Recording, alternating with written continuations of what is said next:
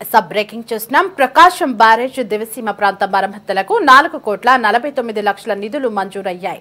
గతేడాది వరదల వల్ల దెబ్బతిన్న చోట్ల మరమ్మతులు చేసేందుకు ఈ నిధులు విడుదల చేశారు.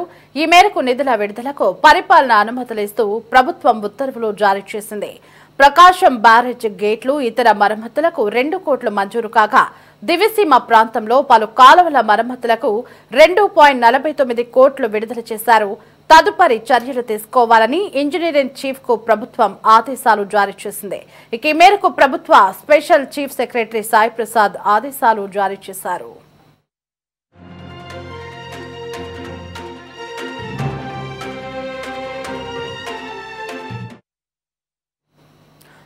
ఇదే అంశానికి సంబంధించి మరింత సమాచారం మా కరెస్పాండెంట్ రామకృష్ణ ఫోన్ ఇన్ లో అందించడానికి సిద్ధంగా ఉన్నారు.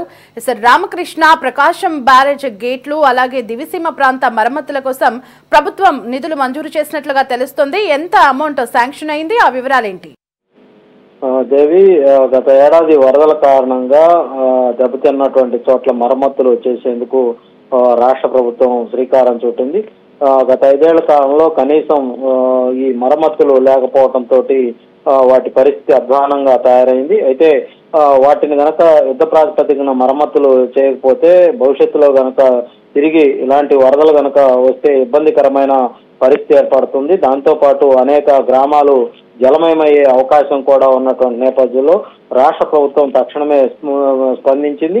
ఇప్పటికే ఇంజనీరింగ్ అధికారులు కూడా రాష్ట్ర ప్రభుత్వం దృష్టికి ఈ విషయాన్ని తీసుకెళ్లడంతో ప్రభుత్వం తక్షణమే యుద్ధ ప్రాతిపదికన మరమ్మతులు చేపట్టాలని ఒక నిర్ణయం తీసుకున్నటువంటి నేపథ్యంలో ప్రకాశం బ్యారేజీతో పాటు దేశం ప్రాంతంలో ఉన్నటువంటి ఆ ప్రాంతానికి సంబంధించినటువంటి కరకట్టకు సంబంధించినటువంటి మరమ్మతు పనులు చేపట్టాలని రాష్ట్ర ప్రభుత్వం నిర్ణయించింది. ఆ మేరకు 4.48 కోట్ల నిధులను కూడా మంజూరు చేస్తూ ఆదేశాలు జారీ చేయడం జరిగింది.